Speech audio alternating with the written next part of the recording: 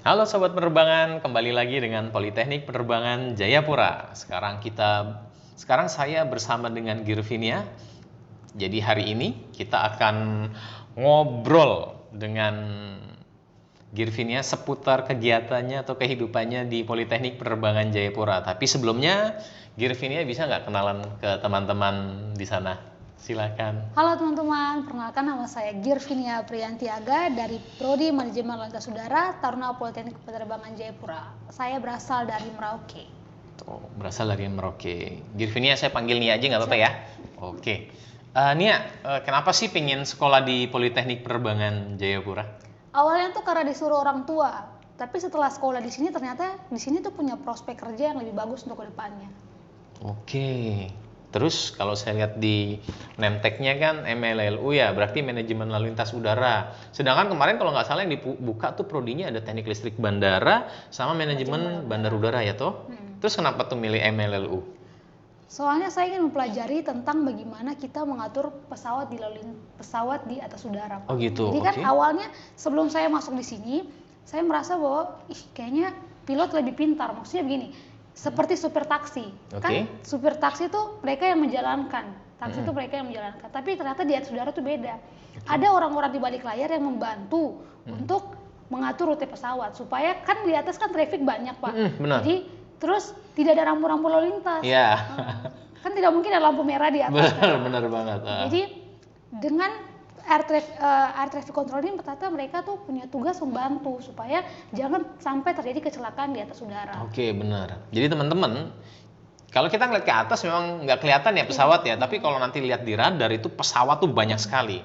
Dan hebatnya, kok nggak tabrakan? Ya karena ada yang ngatur. Sekolahnya di mana? Ya ini, manajemen lintas bandar udara yang Nia ikutin sekarang ya, makanya ikut di situ. Nggak pengen masuk sini tuh karena disuruh orang tua atau tante atau paman? Nggak. Oke, jadi seperti itu.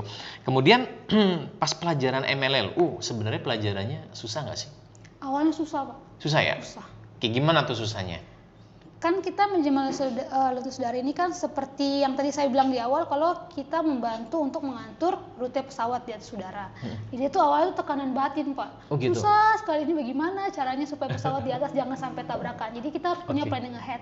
Yang bikin saya sendiri merasa susah tuh planning ahead-nya, Pak. Bagaimana caranya ketika pesawat ini landing atau take off tidak bertemu dengan pesawat yang akan landing juga. Oh gitu. Jadi di atas pesawat itu kan karena trafficnya banyak.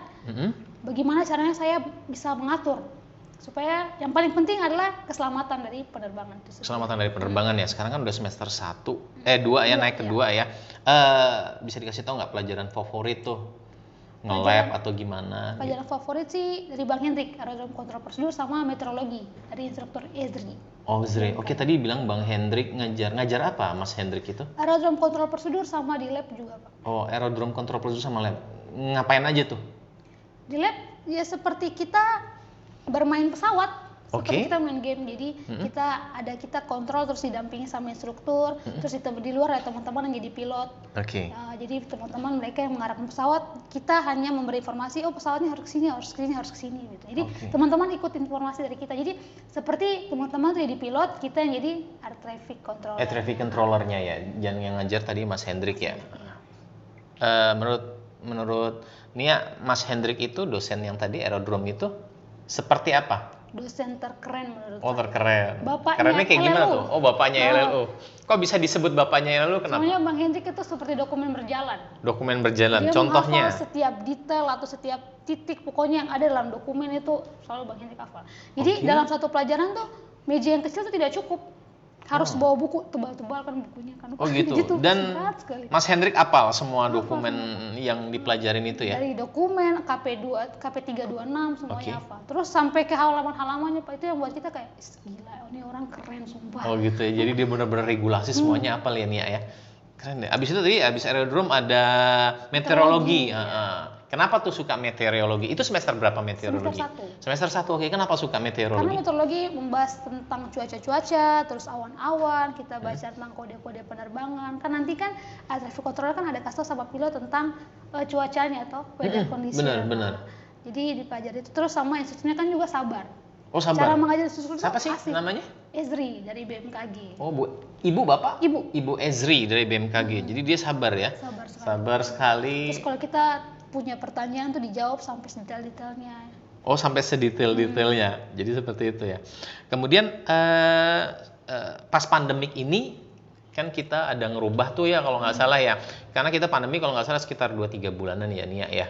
Habis itu kita rubah jadi ada namanya blended learning. Blended learning menggunakan virtual learning by Zoom. Kalau praktikalnya tetap di lab ya.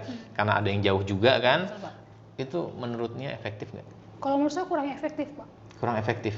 Soalnya kita tidak berinteraksi langsung dengan dosennya. Oke.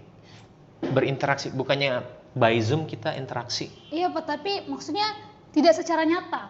Kalau secara layar itu kesannya lebih boring. Terus kita harus menyesuaikan dengan jaringan. Kalau kita punya pertanyaan dengan interaksi langsung dijawab kan, Pak. Tapi kalau dengan Zoom itu kendalanya banyak, dari jaringan, suaranya putus-putus. Oke, abis itu feel-nya nggak dapet ya pada saat rasanya tuh beda. Rasanya beda ya. Kalau nanya di kelas sama di Zoom tadi ya. Lebih seru nanya di kelas. Jadi anak-anak tuh lebih interaksi, terus kayak macam lebih senang saya kalau di kelas. Kalau di Zoom kan kayak sudah malas, bikin mengantuk. Oh gitu ya. Habis itu pulsa juga ya. Bisa jadi. Pulsa juga kan, bener betul, kan? betul. Pulsa sama jaringan. Jadi banyak kekurangannya ya ternyata yang harus yang harus dilengkapi tentang pembelajaran jarak jauh ya. Apalagi kasihan teman-teman yang pas di luar kayak teman Pamelia kan dia tidak bisa toh Pak. Soalnya dia punya kampung itu susah jaringannya. Jadi Katanya 2 jam ya. Iya, dia harus ikut Zoom itu dari kampungnya, teman-teman penerbangan, sobat penerbangan, dari kampungnya itu ke Nabire itu 2 jam. Ya, 2 jam. Jadi kalau mau belajar dia harus 2 jam nempuh ke kota untuk ikut ini pelajaran secara daring. Kalau nggak 2 jam dia harus nginep di rumah tantenya.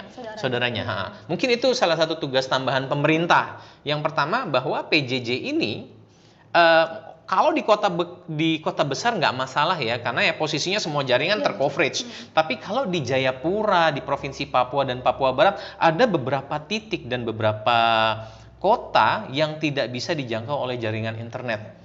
Dan di situ yang tugas pemerintah kalau benar-benar pingin namanya sila 5 ya, keadilan sosial bagi seluruh rakyat Indonesia, itu yang namanya coverage internet itu harus dari Sabang sampai Merauke. Jadi semuanya terjangkau ya. Sehingga tidak ada seperti teman kita tuh.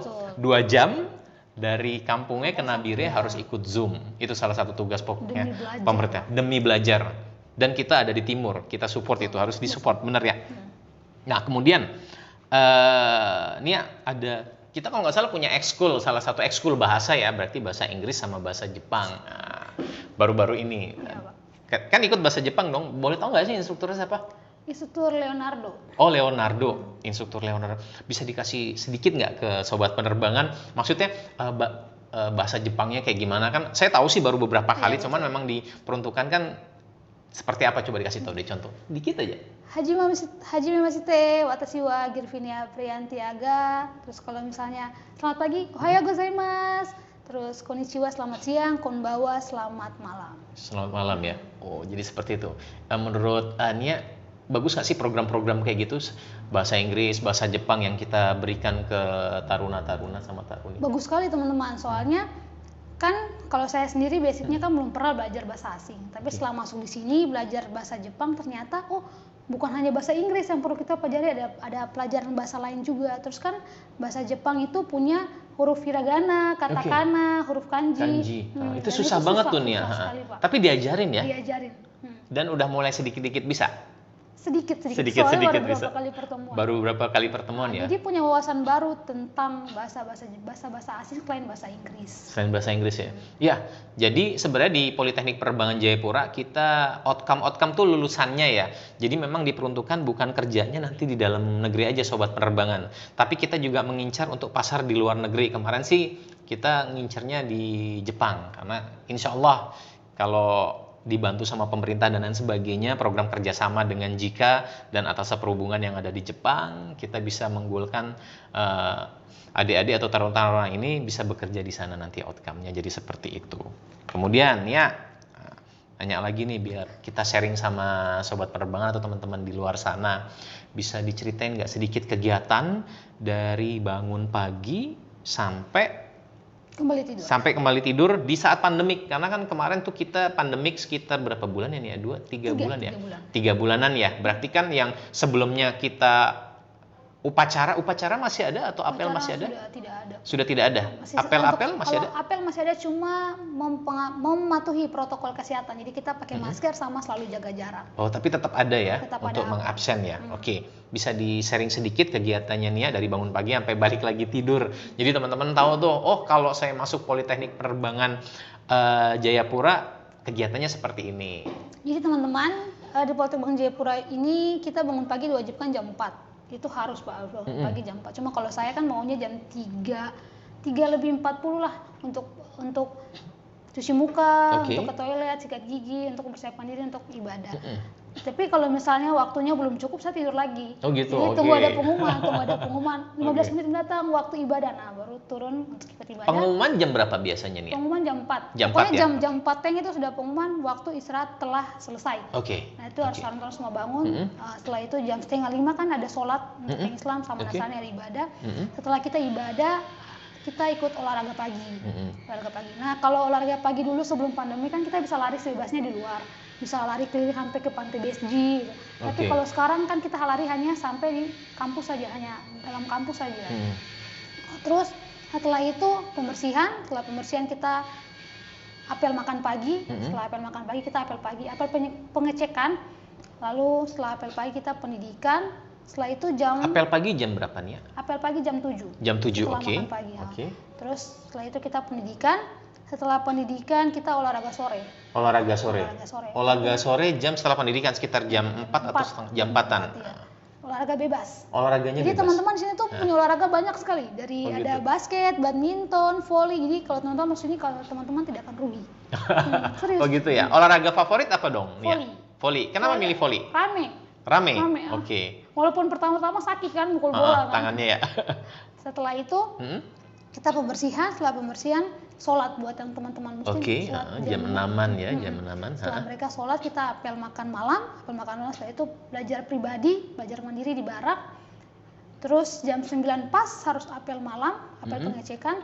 Setelah itu kembali ke barak, kita beraso, semir, setrika, mempersiapkan diri untuk besok. Lalu jam 11 pas tidak boleh ada kegiatan lagi, kita harus tidur. Kita harus tidur ya. Jadi jam 11 tet malam itu nggak boleh ada pergerakan belajar, lagi, pokoknya udah benar-benar harus tidur. Nanti bangun pagi lagi 3.40, nunggu panggilan lagi jam 4, terus setiap seperti itu. Kira-kira yang didapat Nia nih dari yang dilakukan keseharian itu apa sih? Semakin disiplin. Semakin memperhitungkan, oh kalau saya bangun jam sekian, berarti jam sekian saya harus lakukan ini. Soalnya kan kalau di rumah kan kita mau bangun jam berapa bebas. Oke, benar. Karena kalau SMA, SMP, SD kan jam 7 baru masuk. Sedangkan ini kan jam 4 kita harus bangun pagi, olahraga. Dari yang awalnya tidak tahu olahraga, jadi tahu olahraga. Dari yang masih malas-malas, ternyata oh gini ya kehidupan taruna ya. Seru juga sebenarnya. Awalnya tuh Pak, menderita. Soalnya belum biasa, bangun pagi jam 4 itu aduh beban sekali karena masih mengantuk. Kadang tuh di dalam ibadah tidur. Tapi lama-kelamaan oh ternyata kayak begini. Punya nilai plus tersendiri. Nilai plus tersendiri ya? Kita bisa lebih disiplin, lebih mandiri, memperhitungkan waktu. Berarti di sini kan ada dibagi dua tuh, ada yang dari pengasuh taruna namanya kalau nggak salah ya. Jadi ada yang dari marinir, ada yang dari taruna. Dari Politeknik Penerbangan Jayapura, yang dari marinir ada yang favorit nggak sih? Ada dong. Siapa dong namanya? Pengasuh Erik. Oh, pengasuh Erik. Kenapa tuh sama Pak Erik? Oh, ganteng doang. Kece gitu ya. Kece, iya, baik. Oke, kemudian kalau dari Politeknik Penerbangan Jayapuranya? Pengasuh Fajar. Kenapa? Gagah. Berwibawa. Pokoknya kalau dari jauh kita tahu lihat pengasuh Fajar tuh kayak kayak ototnya gede gitu. Tapi pengasuh Fajar tuh punya salah satu yang tidak dipunya oleh pengasuh lain. Kayak pokoknya kalau dari jauh kita lihat tuh harus siap. Gitu ya. Pokoknya tuh harus jadi bagus lah di mata pengasuh Fajar. Ada karismanya buat membuat disiplin taruna sama taruni ya. Oh, bagus ya berarti ya. Oke deh. Selain itu masih ganteng juga. Oh, ganteng juga ya. Pokoknya harus ada plus-plus gantengnya ya. Jadi seperti itu. Oke nih kayaknya ngobrol kita cukup deh. Nanti kita akan lanjutin lagi di session selanjutnya. Mungkin itu yang bisa kita sajikan kepada teman-teman atau sobat penerbangan yang di sana, ngobrol bareng Girvinia, Prodi Manajemen Lalu Lintas Udara. pada hari ini. Kita akan ketemu lagi dengan taruna atau taruni lainnya dari prodi lainnya yang ada di Politeknik Penerbangan Jayapura. Oke, sampai jumpa dan sampai bertemu kembali.